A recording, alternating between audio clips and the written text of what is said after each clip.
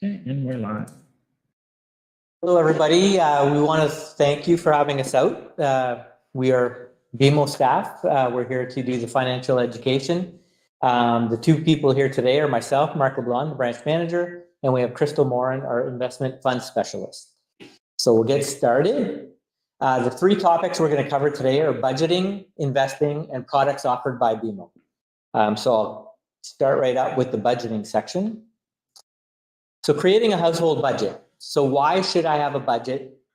Basically, it's an organized way to manage your money. So you want to, it helps you reveal waste, provides direction for your spending. It educates yourself and potentially family members, creates good savings and spending habits. It reduces stress by kind of managing your money and being able to manage any unexpected expenses. It helps plan and make realistic goals, and it can help you prevent you from overspending. How do I decide what to spend my money on? So basically, when it comes to your spending, you got your needs, things that are necessary for basic living, and you got your wants, things that make life more comfortable and enjoyable. Sometimes, depending on the individual, these can be interchangeable. What you really need to understand for yourself is what you really consider a need as opposed to a want. You want to make sure you put your focus on the needs first, and then the wants are the secondary things that you try and incorporate as much as you can within your budget. Where does my money come from? So your money, so gross income, so that'd be your total income before taxes and deductions. So that is basically the full paycheck before they take the deductions off. You got your net income, so that's the net amount that's either going into your bank account or that you're getting from a check or whatnot. And then discretionary income. So that's basically the amount of individual income that you have left for spending, investing, and saving after taxes and necessities are paid for. So when I referred to the needs beforehand, that's after those needs have been met. And then that's the extra income that you have that you can kind of go through the wants with. So let's see how budgeting works. So we got an example here. So we have Joseph, who has a net income of $3,000 after taxes. So what's left over? So as you can see here, Joseph has housing. So that could either be rent or mortgage payments, depending on the individual. You have your food that you want to, that you have on a monthly basis to feed you and your family. Utilities and phone, transportation. Most of us have vehicles and we need to get somewhere. TV and streaming, dining out, entertainment, clothes, and then child or pet care. So as you can see in that grouping, there are some that are absolute needs. The dining out, entertainment, TV streaming, depending on the individual, those can be considered some wants. So what you want to do is you say, okay, here's my overall amount. You take off those expenses or those needs and wants, and then it'll give you some money that you could either play with or have for some of the other wants. Why should I save my money? So have goals, makes your savings goals achievable if you kind of plan out for it. Looks ahead, so plan for future. So depending if you have an expense that you're looking at, so buying a car, a trip in a few years, or a trip annually, depending on the individual. Or some other expense that you have planned ahead of time. Be aware, avoid debt when emergencies arrive. So if you put some of your money or your investments, the extra money you have aside, you avoid needing to borrow money when something comes, something unexpected comes along. So, and then potential, you can earn interest. So earn interest, you could also earn growth depending on the type of investment that you decide to choose. Why is savings important? Saving money helps you plan for the short and long-term goals. So some examples here of short-term savings goals would be day-to-day expenses, emergency expenses, upcoming large purchase such as a vehicle. And then some of your long-term savings goals, examples could be saving money towards a purchase of a home for your down payment, saving for retirement, and then just helping you grow your net worth and having the money available for you. So investing in your future. Here we have Taylor, who's 25. She's curious about investing, but isn't familiar with some of the terminology and doesn't know much, doesn't know which kind of investments are right for her. So that's where a professional like Crystal would come into play. You would go potentially see Crystal or one of the other advisors at the branch that you deal with, and they could provide that guidance for you. Most of us in the bank, especially the ones that deal with investments on a regular basis, we had to go through some extensive training so that we're able to give you that advice. So obviously we've gone through that. Not everybody is interested in investing as much as we are. So it's important for you to go see somebody who can provide that guidance, get to understand what's important to you, what you're comfortable with when it comes to risk and in terms of what you're looking for growth or interest rates. And then that person will help you and guide you to find out the proper type of investment for you.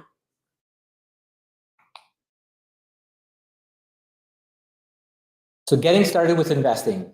So what is investing? One definition is using money to earn profit. An example would be the stock market. Investing can be for everyone, not just for the wealthy. So there's different investment options for pretty much anybody. We have some people that prefer absolute safety and they're willing to take a little bit less on the interest rate because they just don't want to lose money. And then you have somebody who might be extremely risky. They're fine with individual stocks or mutual funds, some that vary in terms of the risk that they can take. What you do hope is that if you're taking more risk, that hopefully over the long term, you will have higher returns. That's the goal. Doesn't always happen, but most of the time over the history of investing, whether it be in equities in the US, internationally, or in Canada, that usually is the case. But there will be periods of time where there are dips in the markets and where your investments will be down. So what you want to make sure is that whatever your goal is, that it matches the type of investment you're selecting and that is comfortable for you, depending on risk and what you're looking for. This is still me, yes. Why invest? Investing helps grow your money. The earlier you invest, the more time your money has to grow. So ideally, if at all possible, you want to start investing as young as you can or as early as you can. Because the longer it's in there, the longer you have to grow that money.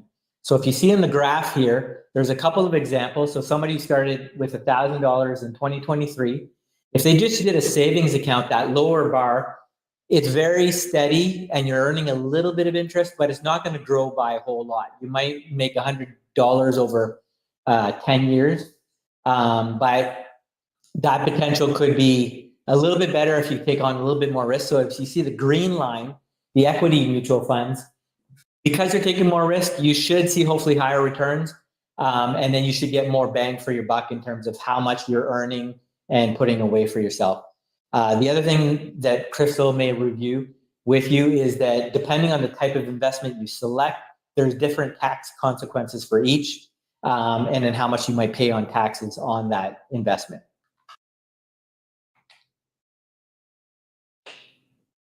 So getting ready to start investing.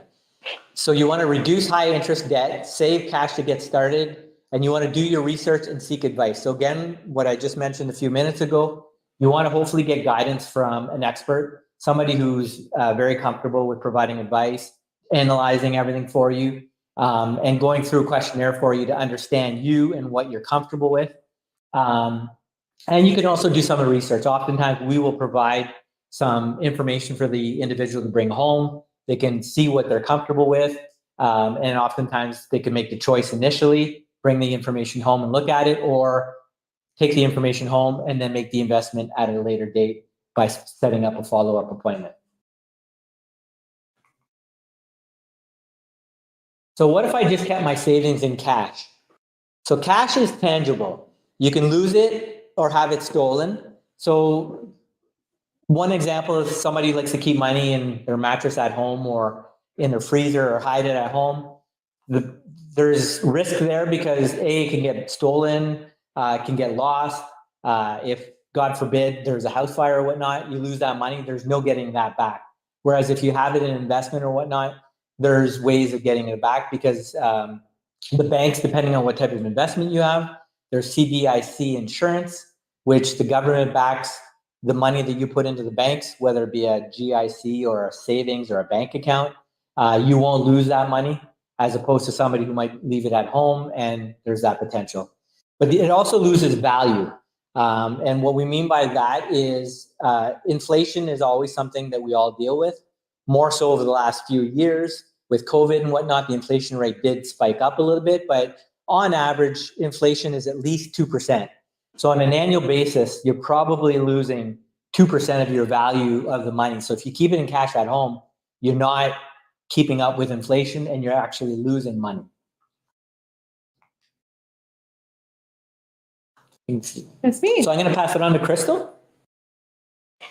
Yeah, so as Mark mentioned, he just ended with inflation. So inflation is that steady increase in the cost of goods and services. So investing is a way to help you keep up with inflation, and then hopefully also grow your money a little bit more than an average of 2% per year. But I'm going to get into a little bit more of what types of investments are out there for you and what they mean and how they work.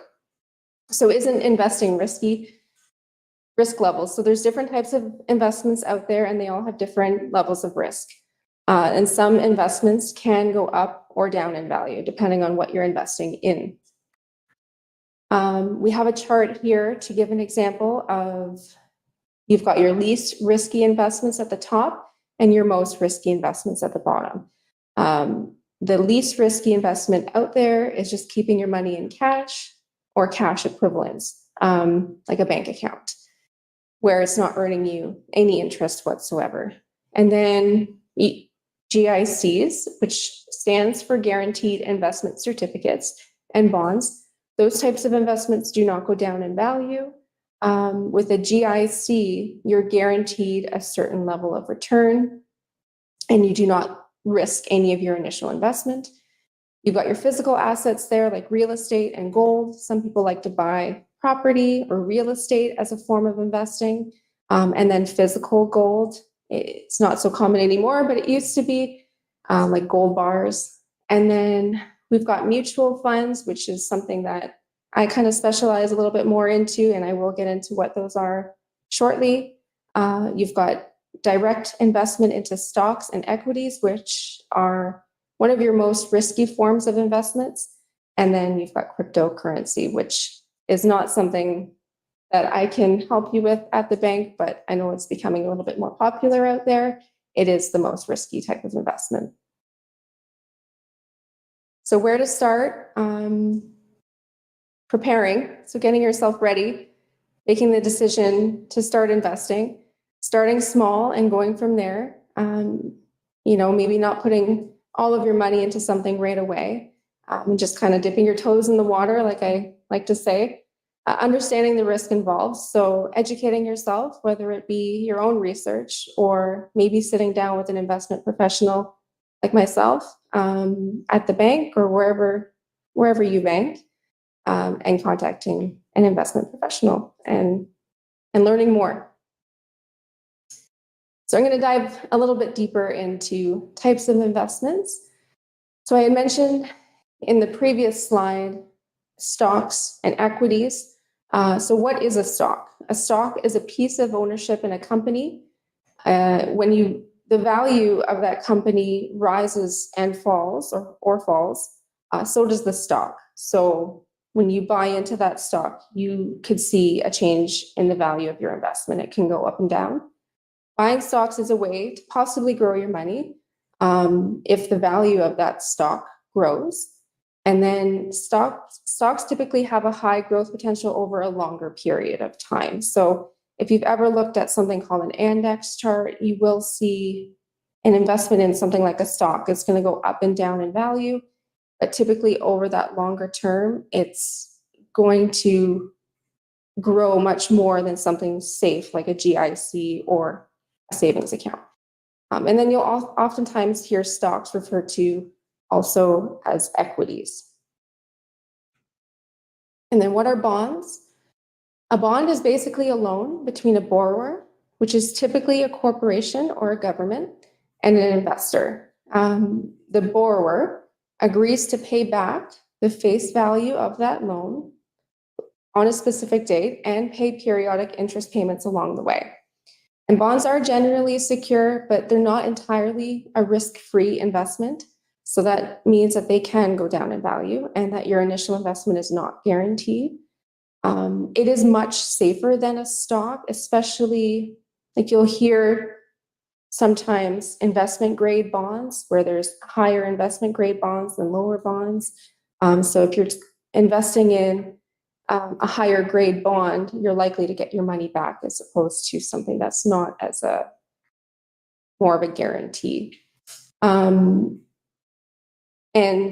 bonds typically are safe. They don't typically go down in value. The only things that can affect bonds are interest rate changes and if the borrower does not pay back that bond.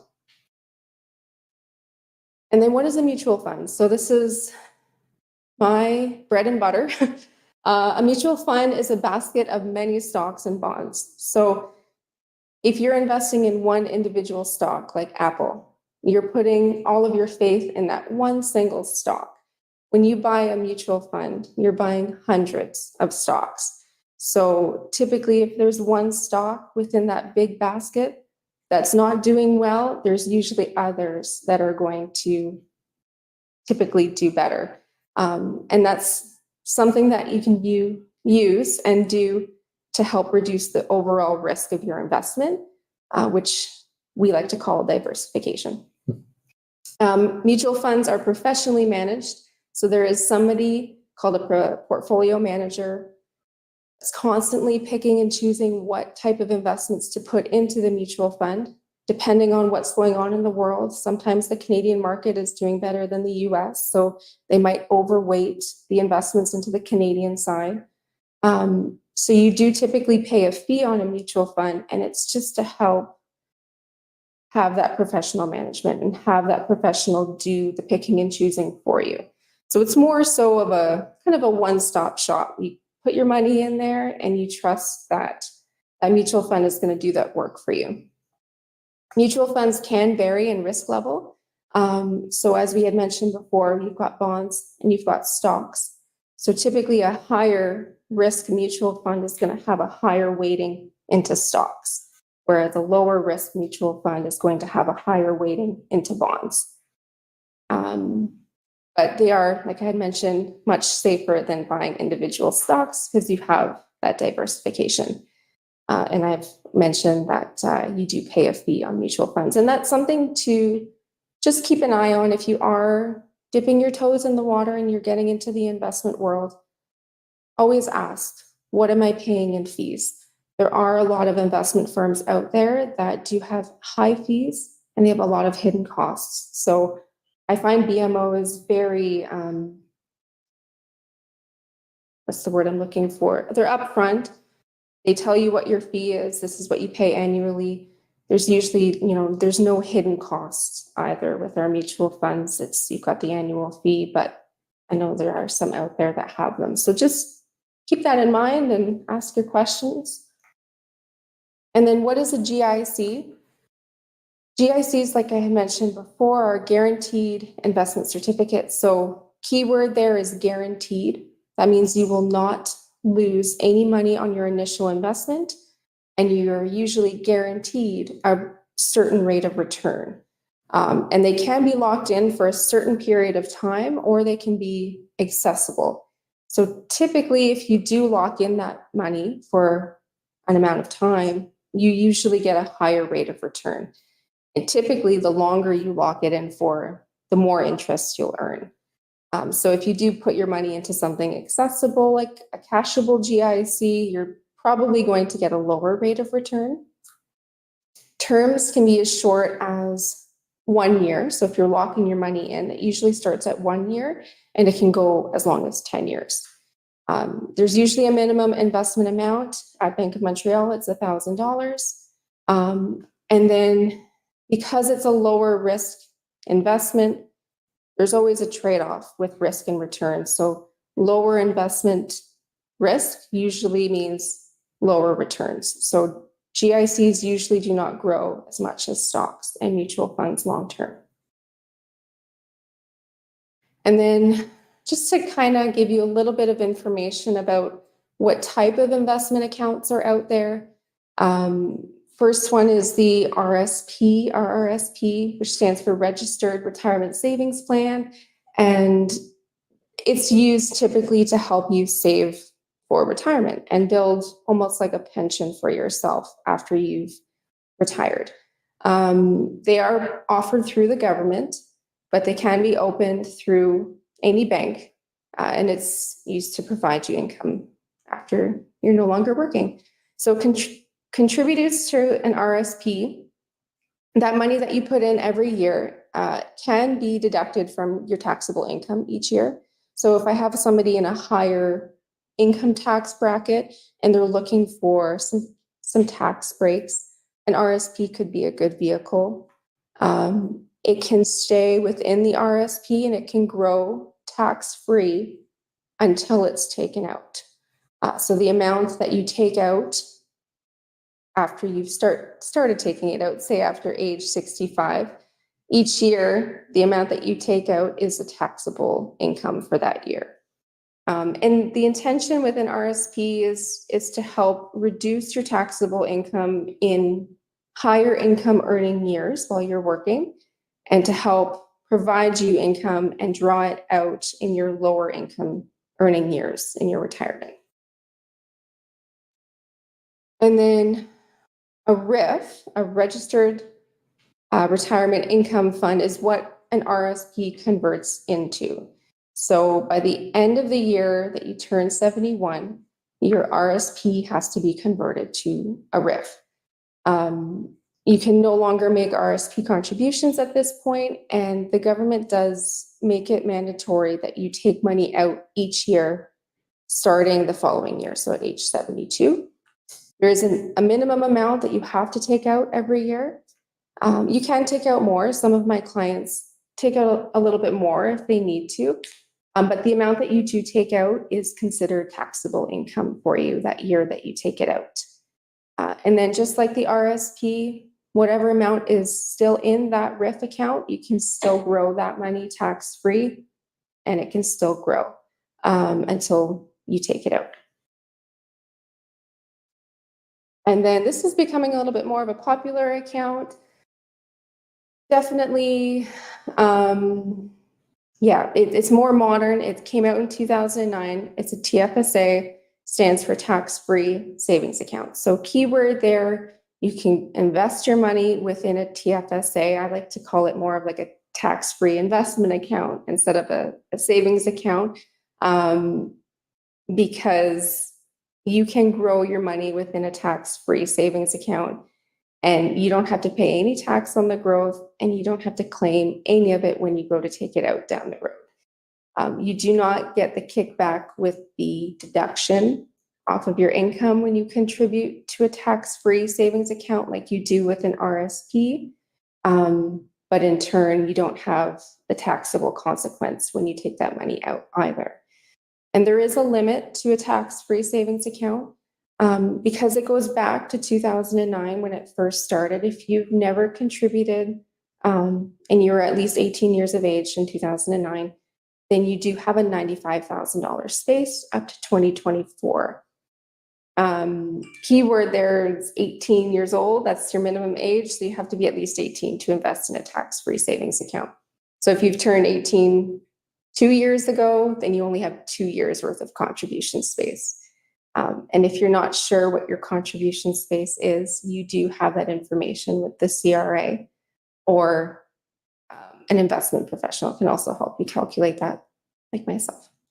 Withdrawals are tax-free after you've maxed out your contributions. So if you've got all the space available to you this year in 2024, and you put in the $95,000 that you can put in, you can no longer put anything in for the rest of this year, and you would have to wait until next year when the government gives you another amount that you can put in for the year. So this year's limit was $7,000. Likely to stay the same next year. Usually it's dependent on inflation. It kind of changes. And that was a popular question with the tax-free savings account is, If you put money into a tax-free, say you maxed it out at 95,000, if you take out a portion, so if you take out maybe 25,000 of that, that money, it's not taxed to you. You don't have to pay any consequence on that, but you can't recontribute that money into your tax-free until the following calendar year. So you'd have to wait until 2025 to recontribute that. And then the last one is a registered education savings plan. And this type of investment account is specifically for saving money for a child's education. The money contributed to an RESP, similar to every other registered plan that we talked about. It can grow tax-free until it's withdrawn. No tax deduction for contributions, unfortunately, just like the tax-free savings account. However, the big benefit of that registered education savings plan is the 20% matching from the government.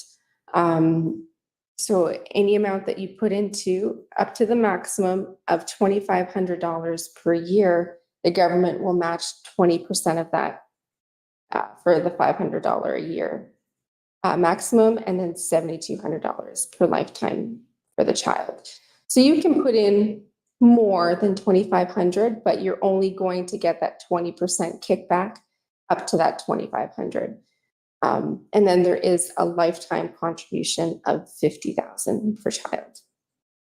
So this is specifically more for saving for education, get a nice boost from the government, grow that money tax-free, and then eventually down the road when it's taken out, all the grants and the growth actually become taxable to the child's hands, not to the parent, which is actually a good thing. Typically, the kids, when they're in school, they don't have a whole lot of income, so it doesn't usually affect them at tax time. I think I covered that. I think so, yeah. Okay, awesome. Perfect, thank you. No problem. So banking products offered by BMO. So BMO is proud to offer a program with preferred discounts on financial products and services for Indigenous customers on and off reserve. So we do have a plan right now where you can enjoy banking with no monthly plan for a year. So it'd be absolutely free.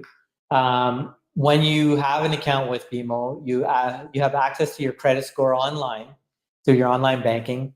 We have savings accounts and GIC products with competitive interest rates, as we've mentioned. We also have other investment options, as Crystal mentioned as well, mutual funds, and those kind of products as well. You could add additional checking accounts for your family members for no additional fee. So when you have that one plan, it can cover up to 20 accounts. You don't have to worry about paying fees per account like you do at some institutions. But so we try and have that so that you're having the one that's getting all covered. Unlimited transactions and Interact e-transfers. And then as most banks, you have 24/7 access to your money with BMO Online Banking and the mobile app. So you can pay your bills on there. You can transfer funds between accounts. You can do quite a few things. You can e-transfer to a friend, family member. There's a number of things you could do there. One of the things we also have at the moment is there's a promotion that if you don't have a BMO account yet and you decide to open this free plan and you do a few other things like either set up a direct deposit or set up a direct payment coming out of your account, or you go online and make a few payments of $50 or more, we'll give you a $350 bonus for just opening that account and doing those two of those three things that I just mentioned. So a little bit of a perk for you to open and start your banking relationship with BMO. So that's it for the presentation. I want to thank you to everybody who might be online, who may view the stream afterwards. And we want to wish you good luck on your financial journey. We will go over, I know there were some questions last night, so we'll try and review a few of those now. One of the questions that was brought up last night is that if somebody is earning tax-exempt income, does an RSP make sense for them? And the one thing that we kind of guided or discussed last night was that it probably would not make sense, because the one benefit of an RSP is that when you put money in, you get the tax receipt that comes off of your income that you're taxed on. But if you have tax exempt income, it kind of defeats the purpose.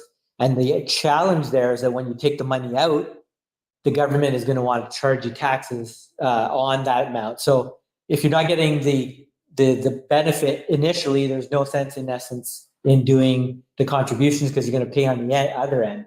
Where most individuals who don't have tax exempt income, they're paying taxes initially. So you want to try and minimize that while you're in a higher bracket, as Crystal mentioned. And then you're likely taking it out when you're in the lower bracket. So the overall tax consequence is a little bit lower. So if you're tax exempt income, you probably want to be looking at the tax-free savings account as your first option, and then maybe non-registered investments. So something that's not registered, and the only thing you would have to pay taxes on there would be your growth. So if you put 50,000 in a non-registered investment, the government's not going to touch that 50,000. They're only going to want you to pay taxes on whatever you make on that money. So it's not going to be a lot. Because that was another thing that we kind of went over last night. Some people might assume that the government is going to try and get as much as they can on your overall money, but they can only tax you on anything that you're earning and growth on that. Can you think of anything else that we mentioned last night? Yeah, that was great. So the non-registered investment was not one of the products that we've put into the presentation. And it's definitely an option. It's basically just something outside of a registered plan. So like Mark had mentioned, the growth would be a taxation, not your initial contribution. So I think that was it. And then the questions regarding the tax-free as far as putting it in, taking it out, and then recontributing it. That was a popular question. Exactly. But every person is unique and everybody's situation is different. So it's not going to be a cookie cutter situation for every person. So that's where somebody like myself could come in handy for you. I've got planning software that I use for clients just to help plan for the future. And we go through an investor profile or questionnaire together to determine what level of risk you'd be comfortable with. And then we determine what type of investment would be best for you as well from there. So definitely best just to educate yourself, learn as much as possible, and seek out guidance. Yeah, on that point of guidance, I think whether it be investments, lending, bank accounts, what the advisor at the bank is there for is they're there to work for you. Although we work for the bank, we're also working for the client. And the main thing that you should be getting when you go into your advisor at the bank or the personal banker, depending on what the role is called at that particular bank, they should be working for you in terms of providing you advice that's going to meet your own needs and not necessarily be focused on what they're trying to sell or whatnot. The main focus is making sure that they understand what your needs are and what you feel that you need. You should get that advice. If you find that you're not getting that advice from your advisor, then seek somebody else out. It's similar to if you're buying a car. Sometimes you might have one salesperson that you just don't get along with. The other salesperson might have an approach that you're more comfortable with. So when it comes to picking an advisor at the bank, I think it's important that you find somebody that you're comfortable with asking questions that you don't know about. They should be very comfortable in accepting any question, answering it, and if they can't find the answer right away, if it's more complex, they certainly will research it and provide that information to you afterwards. So it's important that you see somebody that can provide that guidance for you so that you're getting what you need out of the bank, because the bank should be there for you. Mm-hmm. Yeah, that's great. I think there's a question that it's hard to hear, but have you used PFSA's best?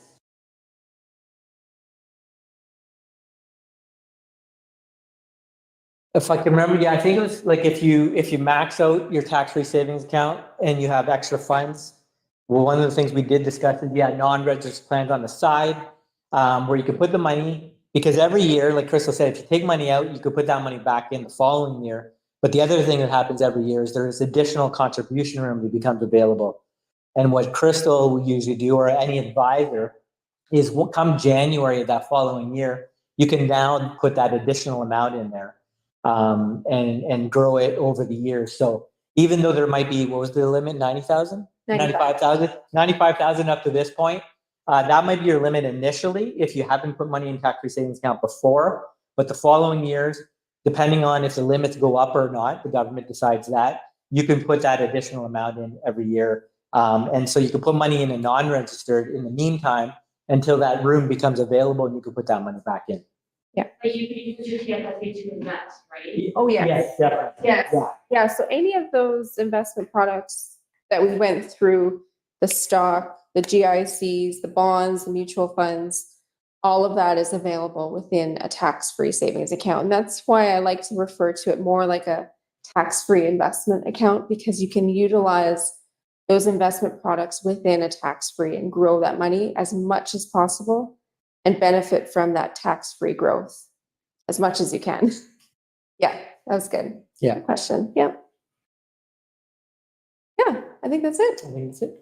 Awesome. Awesome. Thank you. Thank you. I think that was most.